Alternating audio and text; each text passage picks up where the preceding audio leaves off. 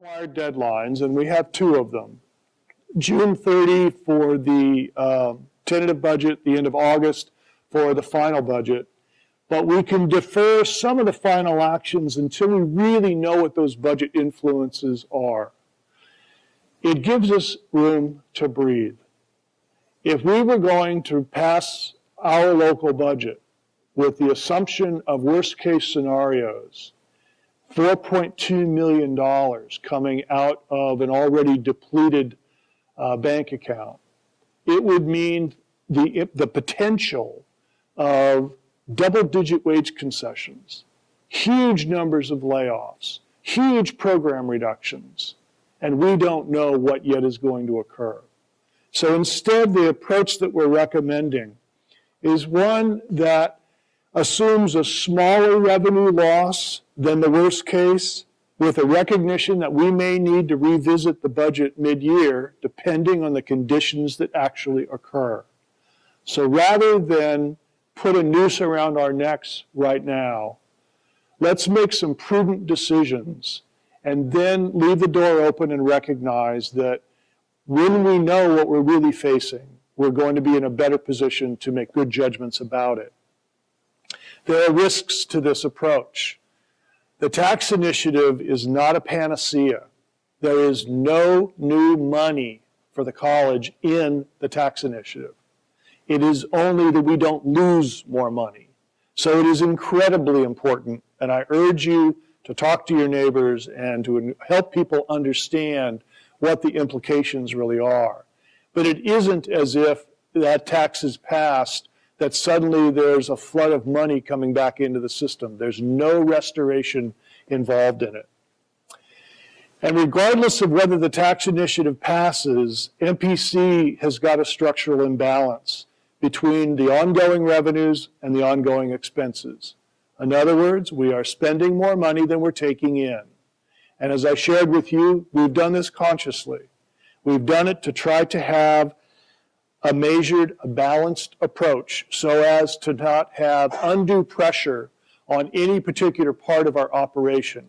We are trying to hold things together smoothly as we can so that as things return, as we get into a more normal environment, we haven't jettisoned whole parts of our program. We haven't destroyed things that are to the point that we can't bring them back. We haven't eliminated so many people that we have to start over.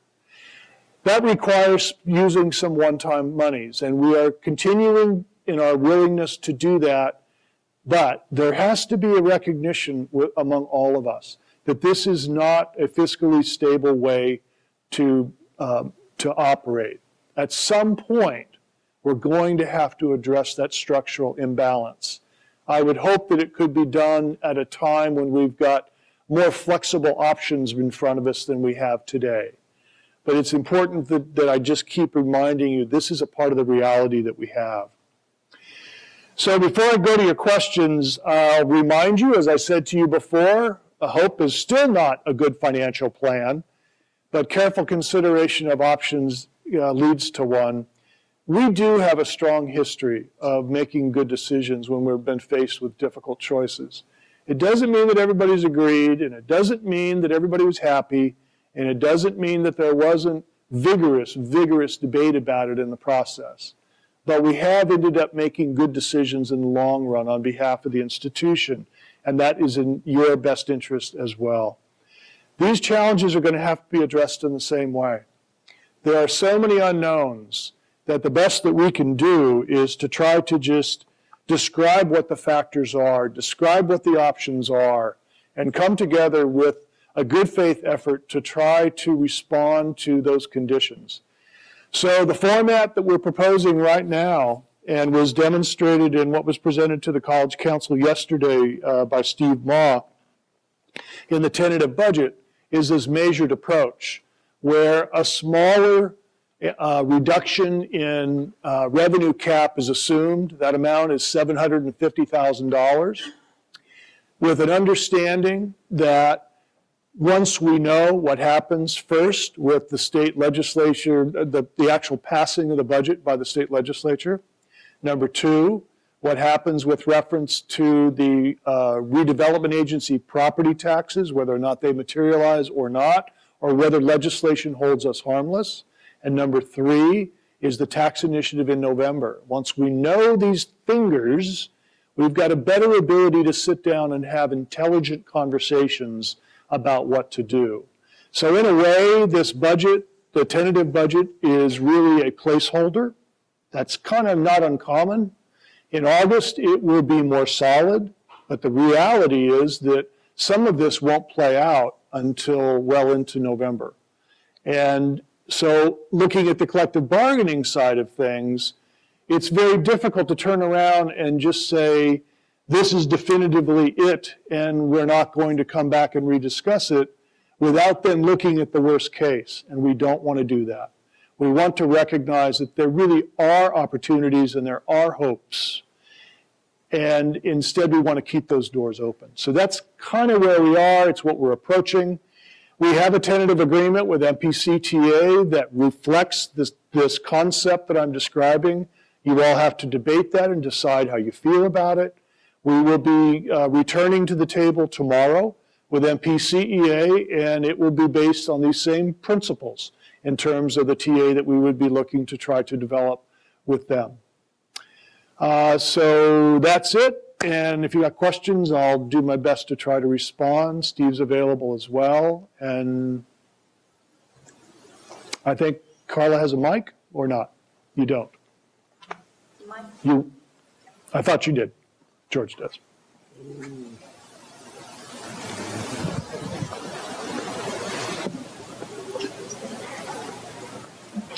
People could probably hear you, Vicki, but just to be sure, because we are taping this. And by the way, this presentation that I've shared with you is already posted on my webpage, so that anybody who couldn't come, they can see the slides. And John is filming this so that it'll be posted later on today, I hope. Yeah, go ahead. You know, I just have a comment, and that's in regard to those tax initiatives. And the League stated that if both of those tax initiatives pass, then both will not go into effect. What they will do to determine which one prevails is which one gets the most votes. Oh.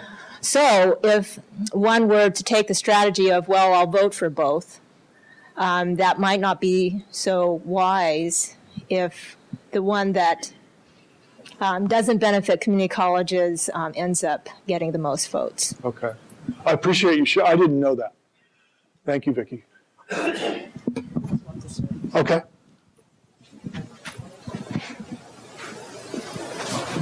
Is there any, you said that the RDA money, they don't know how long that's going to be held up in the courts? It isn't just in the courts. There was one court decision that questioned whether or not the legislature had the legal authority to dissolve redevelopment agencies. And that one was adjudicated in favor of the legislature that they did have the authority.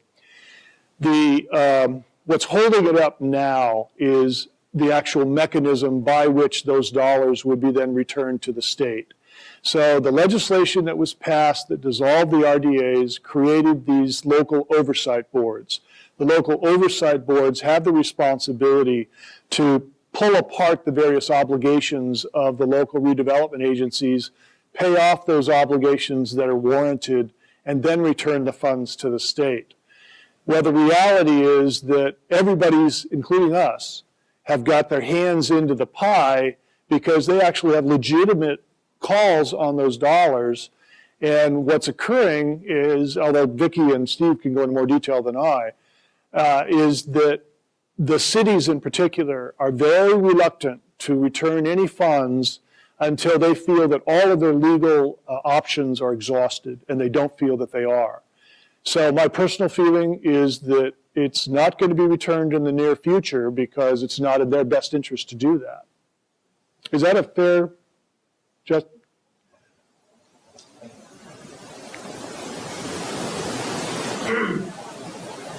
Robin's over there. Just a quick question. Yeah. I was unclear on what happened with College of San Mateo. College of San Mateo, converted its funding base from being an apportionment-funded college to a basic aid college. What that means is that their property tax revenue actually generates more money for them than apportionment does. Which is a good thing for them. And indirectly a good thing for us too, because it means then that the general apportionment pot gets distributed a little bit better than it would have been had they been drawing their FTES out of it. And that was through a local election or something? No, it had to do with a change in their assessed evaluation, I believe. Yeah.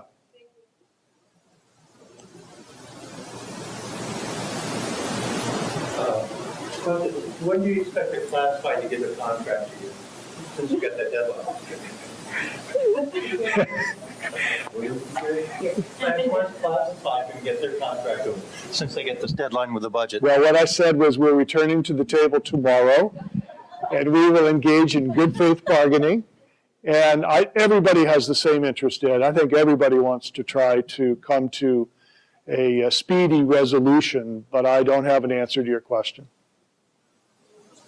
Maybe Lauren has a comment, maybe not. But I just want to say that we have been negotiating since February. oh, yes.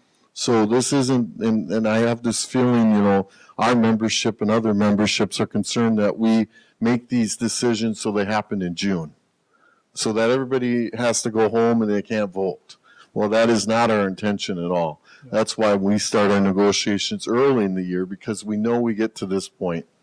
You have to realize that our bargaining group allowed the faculty to re-meet at the table more than they were scheduled. We gave up our meeting dates because our membership believe, and I believe as well, is that the faculty have the stronger hand. We have to accept that. So we normally in our membership are appreciative of faculty language and their agreements. So we basically follow what the faculty do. I know it's not the most CSEA way of thinking, but on this campus, that is the way we in our membership have approached things in the past, is that we feel that the faculty don't get screwed, then we don't get screwed. So, and that explains the Me Too clause that's in our contract, that we get what the faculty get when we get more monies. So we as a leadership team and membership feel that that approach should be used when we don't get money. So we basically have followed with the faculty. We are curious what the faculty will do when they finish their vote. But we will meet again tomorrow with the administration and attempt to come out with similar language as the faculty have, and then proceed forward with a vote. I know that's the concern, is that we have 9-month, 10-month employees that would have to come back to vote. But I'm sorry, that's just the way it works sometimes. I'm interested in the resitting back down in the December timeframe, because of course that might mean more concessions if the vote doesn't go the way. I know CSEA is in favor of the governor's tax referendum, but and you'll see our organization, I believe CTA is also in favor of the governor's, so you'll see a huge drive coming up here. You're going to get phone calls like you never got before. You'll know Alan Clark's, the association president's voice, as soon as you pick up your phone, because they'll be sending robocalls nonstop. So, thank you. Thank you for the clarification, Lauren. Yeah, my terminology was not accurate. It isn't that we're returning to the table. The next scheduled session's tomorrow. It's really the best way, because they have been talking for months. So.